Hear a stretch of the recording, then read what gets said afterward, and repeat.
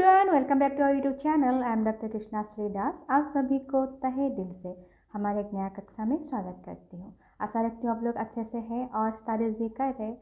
आप लोगों को पता ही होगा हम इस चैनल पे यूजीसी नेट जो म्यूजिक का जो पेपर है, पेपर 2 का वो सिलेबस एनालिसिस कर रहे हैं। लगभग हम लोगों ने 5 यूनिट कंप्लीट कर चुके हैं इस चैनल पे ही। अभी 6 यूनिट हम उसका डिस्कशन जारी रख रहे हैं। लास्ट 3-4 क्लासों में हम लोगों ने जो संगीत का विकास है, जो संगीत का जो इतिहास है, प्राचीन काल से लेकर मध्यकाल का भी और आधुनिक काल में संगीत कैसे विकास हुआ था, संगीत का जो विकास का दौर थे उसके ऊपर हम गौर फरमाए थे और जानने के लिए प्रयास किया था।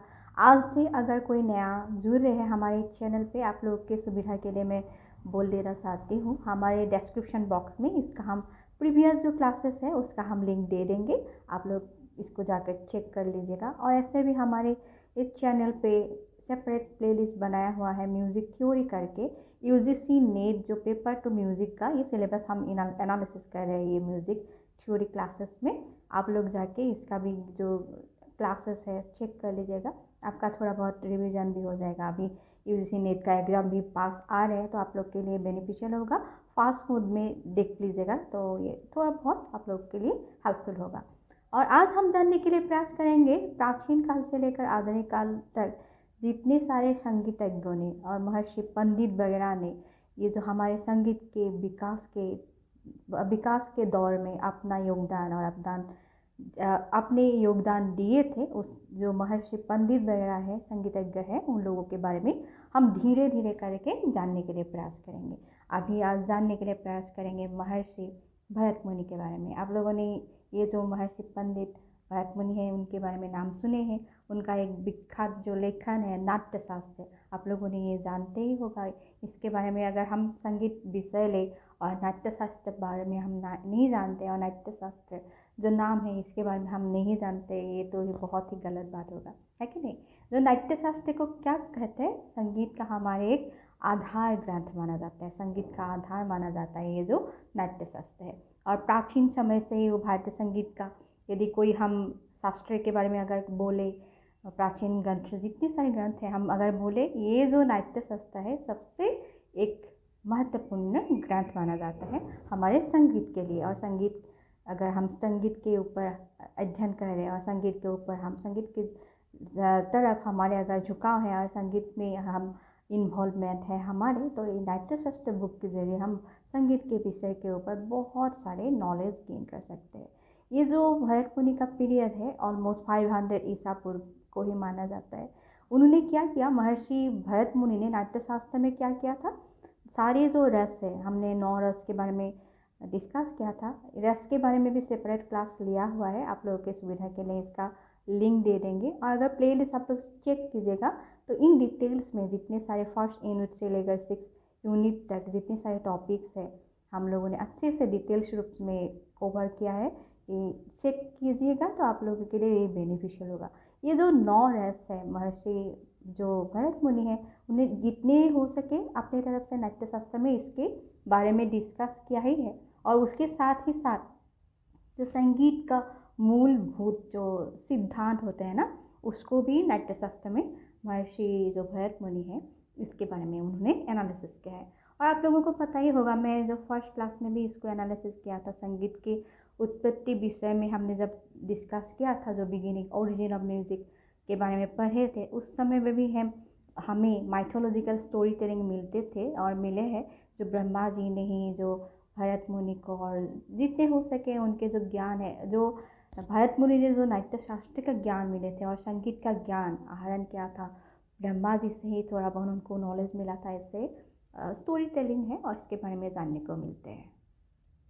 आइए अभी जानने के लिए प्रयास करते हैं मतंग देव के बारे में। मतंग देव के बारे में मुझे लगता है आप लोग को ये मालूम ही होगा, क्योंकि अभी तक आप लोगों ने यूजीसी नेट के लिए अगर प्रिपेयर हो रहे, मास्टर्स करके आए हैं, तो इसमें हमें बहुत सारे जो दिग्गज पंडित इनके बारे में हमें नॉलेज मिलते हैं। ये जो मतंग देव है, मतंग देव ने एक तो हम कह सकते हैं एक प्राचीन आचार्य है, ये संगीत का एक प्राचीन आचार्य है, हम ऐसे कह सकते हैं। रामायण, महाभारत, इस सारे जो ग्रंथ है इसमें भी मतंग देव के बारे में हमें उल्लेख मिलते हैं। कालिदास के एक बहुत ही महत्वपूर्ण उनके रचना राजी रघुवंशम में जो मतंग देव के बारे में उन्होंने भी उल्लेख किया है। ये जो मतंग देव है उनके जो एक महत्वपूर्ण ग्रंथ है ये है बृहदस्सी। बृहदस्सी के बारे में भी मुझे लगता है आप लोग जानते ही होंगे। ये एक महत्वपूर्ण मतलब रचना राजी है मतंग देव के, और इनमें भी जो संगीत के बारे में बहुत सारे रचना और संगीत के बारे में बहुत कुछ हमें सीखने को मिलते हैं। मतंग देव के जो रचना है बृहदस्सी में, यही जो सर्वप्रथम इस ग्रंथ में क्या किया था, देसी जो रागों का उन्होंने वर्णन किए थे, देसी रागों का, लेकिन उसको क्या करके स्वरों के सहित, जैसे हम सा रे गा मा पा धा नी ऐसे करते हैं ना, ऐसे उन्होंने मतंग देव ने बृहदस्सी ग्रंथ में उनका उल्लेख किया हुआ है। और बीना में भी इसको अपनी तरफ से वो वर्णन किया है, बीना में भी इसको गायन और प्रकार में लाने के लिए उनका उल्लेख मिलते हैं बृहदस्सी ग्रंथ में। ये जो बृहदस्सी ग्रंथ है ये 7वीं शताब्दी में बृहदस्सी ग्रंथ को लिखा गया है, ऐसे उल्लेख मिलते हैं हमें। इस ग्रंथ में बहुत सारे जो श्रुति निर्णय है, स्वर निर्णय है, देसी और अलंकार और बाकी जो गीतिया राग, इसके बारे में बहुत सारे उल्लेख मिलते हैं इस ग्रंथ में, बृहदस्सी ग्रंथ में हमें उल्लेख मिलते हैं। अभी जानने के लिए प्रयास करते हैं हम नारद के बारे में। नारद के बारे में भी हमें बहुत सारे उल्लेख हम माइथोलॉजिकल स्टोरी में भी मिलते हैं, और ऐसे भी नारद के बारे में हमें उल्लेखनीय 2 ग्रंथ इसके बारे में, जैसे ये संगीत मकरण हो गया और नारदीय शिक्षा, इसके बारे में भी हमें उल्लेख मिलते हैं। ये जो नारद जो मुनि थे और नारद जो माइथोलॉजिकल स्टोरी में भी हमें मिलते हैं, लोग कहते हैं जो नारद मुनि और जो माइथोलॉजिकल स्टोरी में जो नारद मिलते हैं ये दोनों ही अलग अलग व्यक्ति थे, ऐसे कहा जाता है। और कितने दूर ये सत्य है इसके बारे में हमें इतना जानकारी नहीं मिलता है। और जो ये संगीत मकरण है, लोग कहते हैं ये नारद जो नारद के बारे में उल्लेख मिलते हैं उनका रचनाराजी नहीं है, ऐसे मिलते हैं। कितने दूर सत्य है इसके बारे में हमें जानकारी नहीं मिलते हैं। लेकिन जो नारद के जो संगीत मकरण है और नारदीय शिक्षा है, इसका दो उल्लेखनीय अवदान है, योगदान है हमारे संगीत शास्त्र के लिए और संगीत जगत के लिए, इसके बारे में हमें उल्लेख मिलते हैं। और संगीत मकरण में क्या है, वो नारद का ये प्रमुख बुक है, हमें ऐसे मानना पड़ेगा। इसमें क्या है, संगीत मकरण ने संगीत मकरण और नारदीय शिक्षा में बहुत सारे संगीत के रिलेटेड वर्ड्स और संगीत के रिलेटेड बहुत सारे तथ्य हमें मिलते हैं। नारदीय शिक्षा का जो रचना हुआ था 7वीं शताब्दी में इसको लिखा गया था, ऐसे मान्यता है। और इस ग्रंथ में भी हमें बहुत सारे जो टर्म्स संगीत के रिलेटेड और संगीत के ऊपर आधारित तथ्य हमें मिलते हैं, जैसे 7 ग्राम हो गया, इसके बारे में उल्लेख मिलते हैं। ये जो संगीत मकरण ग्रंथ में उल्लेख मिलते हैं। रागों का भी बहुत सारे रागों का भी वर्णन मिलते हैं ये संगीत मकरण में, और जो नारदीय शिक्षा में इसके बहुत सारे उल्लेख मिलते हैं। आइए अभी जानने के लिए प्रयास करते हैं मतंग देव के बारे में। हमें लगता है मतंग देव के बारे में आप लोग सुने ही होंगे, और हम ऐसे सोचकर आगे बढ़ेंगे क्योंकि हम स्कूल डेज में ही मतंग मुनि के बारे में पढ़े हुए हैं। लेकिन अभी जो सिलेबस में है, तो यूजीसी नेट के सिलेबस में भी है और 6 यूनिट में भी उनके बारे में उल्लेख है, तो इसके लिए हम सिलेबस को पढ़ना ही पड़ेगा और इसको एनालिसिस करना ही पड़ेगा। तो आगे बढ़ेंगे। मतंग देव जो है ये प्राचीन आचार्य थे संगीत के। महाभारत, रामायण, इस सारे ग्रंथ में मतंग देव के बारे में भी उल्लेख मिलते हैं। कालिदास ने भी उनके जो एक महत्वपूर्ण ग्रंथ रघुवंशम में मतंग देव के बारे में वर्णन किया है, उनके बारे में हमें उल्लेख मिलते हैं रघुवंशम में भी। उनका एक इम्पॉर्टेंट वर्क है मतंग देव का, उनके नाम है बृहदस्सी। बृहदस्सी के बारे में भी बहुत सारे MCQ फॉर्मेट में क्वेश्चन आए हैं प्रीवियस ईयर्स में यूजीसी नेट के म्यूजिक पेपर में, तो इसको आप याद रखने के लिए प्रयास करेगा। मतंग देव का ही रचना राजी है बृहदस्सी। ये जो बृहदस्सी ग्रंथ में मतंग देव ने पहले क्या किया था, सर्वप्रथम जो देसी राग थे, जितने सारे देसी राग थे उसको वर्णन किया हुआ है बृहदस्सी ग्रंथ में।